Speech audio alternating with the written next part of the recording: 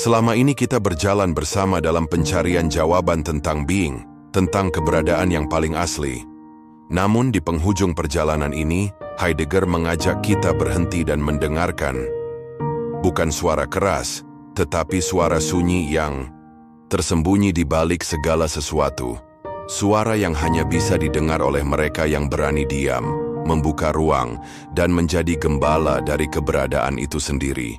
Inilah momen di mana filsafat berubah menjadi keheningan penuh makna. Mari kita resapi bersama. Selamat datang di The Filter Kretek. Kita akan membahas buku agar pintar, berwawasan, cerdas, dan berilmu. Tapi sebelum itu, subscribe, like, and comment. Mari kita menyelami dunia.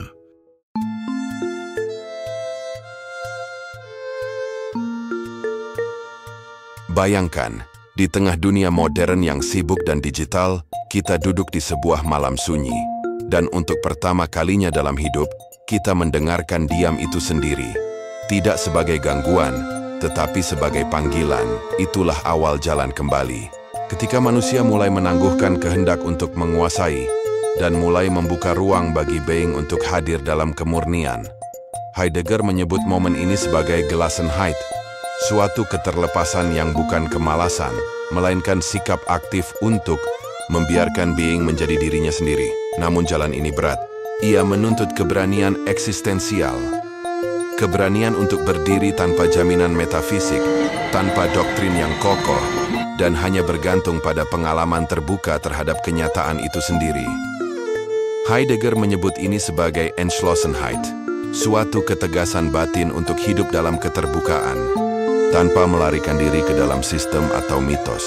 Ini bukan ketegasan agresif, tetapi ketegasan penuh kelembutan. Seperti petani yang menanam benih tanpa tahu kapan hujan datang. Seperti penyair yang menulis kata, bukan untuk menjelaskan, tetapi untuk menyediakan tempat bagi makna untuk lahir. Jalan kembali adalah jalan penyair, bukan dalam arti estetika tetapi dalam arti eksistensial, bahwa hanya melalui puisi, melalui kata-kata yang belum dibekukan menjadi konsep, kita bisa menemukan being sebagai kehadiran, bukan sekadar ide. Maka bukan kebetulan jika Heidegger menoleh ke Hölderlin, penyair yang mendengar dunia sebagai sesuatu yang sedang menyembunyikan dan menampakkan diri. Dunia modern mungkin telah kehilangan being, tetapi dalam puisi, dalam keheningan, dalam keterbukaan, masih tersimpan potensi kebangkitan. Apakah ini berarti harapan? Heidegger bukan optimis. Ia tidak menjanjikan dunia baru, tetapi ia menunjukkan bahwa ketika dunia telah jatuh begitu dalam, maka kita pun telah lebih dekat ke akar-akar terdalam. Dan dari akar inilah, being dapat berbicara lagi, bukan sebagai sistem filsafat, tetapi sebagai getaran eksistensi dalam hidup kita sehari-hari. Dalam secangkir teh, dalam suara angin, dalam perjumpaan mata, dalam puisi yang tak selesai, being memanggil, dan jalan kembali bukan menciptakan jawaban, melainkan belajar hidup dalam pertanyaan itu sendiri. Maka pertanyaan bukan, di mana being, tetapi, apakah aku masih mampu mendengarnya? Dan jika jawabannya adalah ya, meski sayup meski belum pasti, maka dunia belum sepenuhnya gelap. Dan mungkin, jalan kembali telah mulai terbuka. Yang paling esensial bukanlah bahwa manusia menguasai being, tetapi bahwa manusia bersedia mendengarkan keberadaannya. Di ujung jalan filsafat ini, bukan jawaban yang kita temukan, melainkan suara, bukan yang membahana, melainkan suara sunyi. Suara yang tak datang dari kata-kata keras, melainkan dari diam yang mengandung dunia. Bukan karena kita telah mencapai akhir, tetapi karena kita telah mencapai tepi keheningan, di mana being tidak lagi dijelaskan, tetapi dihirup, dirasa, dan ditanggung.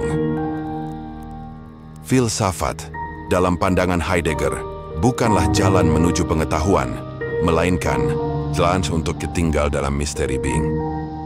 Kita telah menelusuri kejatuhan ke dalam nihilisme, kita telah berjalan melewati sejarah pelupaan, dan kita telah mencoba meraba-raba arah kembali menuju sesuatu yang lebih asli, lebih purba, lebih mendahului semua konsep, keberadaan itu sendiri. Kini kita tiba di tepi, di mana kata tak mampu menampung. Makna dan yang tersisa hanyalah keheningan yang penuh, bukan kehampaan tetapi ketiadaan yang memuat kemungkinan akan segalanya.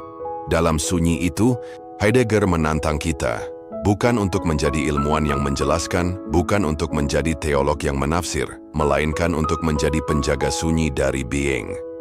Kita tidak dipanggil untuk mengerti segalanya, tetapi untuk membuka ruang, tempat dunia bisa hadir sebagai dunia, bukan sekadar benda-benda. Manusia bukan penguasa, manusia adalah pendengar. Ia tinggal dalam bahasa bukan untuk menggunakannya, tetapi untuk membiarkannya menyuarakan being. Kita hidup di zaman ketika segalanya bisa dijelaskan, namun tetap terasa hampa. Di zaman seperti itu, apa artinya mendengar suara sunyi being? Artinya, kita mulai melihat bahwa sehelai daun jatuh bukan sekadar peristiwa fisika, tetapi penyingkapan dari cara dunia mengada. Bahwa tatapan orang asing di kereta, diam yang tak dijelaskan, adalah pertemuan eksistensial yang membawa kita ke tepi kehadiran yang lebih dalam. Artinya, kita belajar untuk tidak menutup, melainkan membuka, belajar untuk tidak menjawab cepat, tetapi tinggal bersama pertanyaan.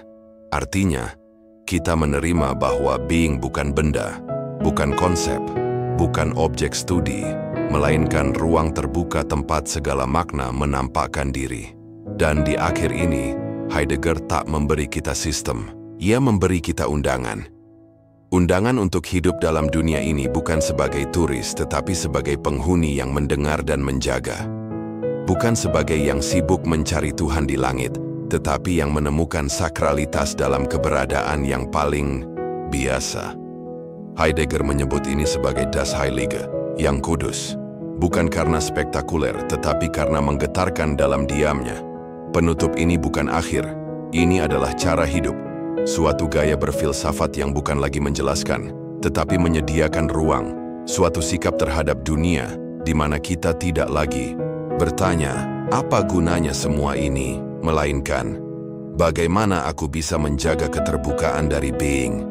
Dan dalam pertanyaan itu, filsafat tidak mati. Ia berubah menjadi meditasi eksistensial, menjadi keheningan yang penuh pengharapan, menjadi puisi yang tidak selesai.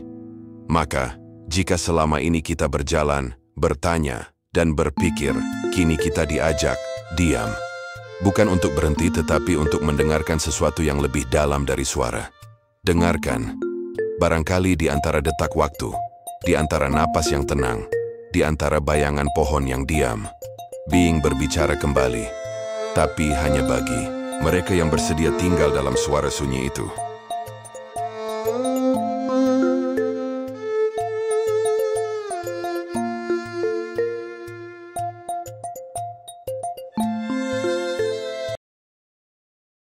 Don't forget to comment, like, and subscribe.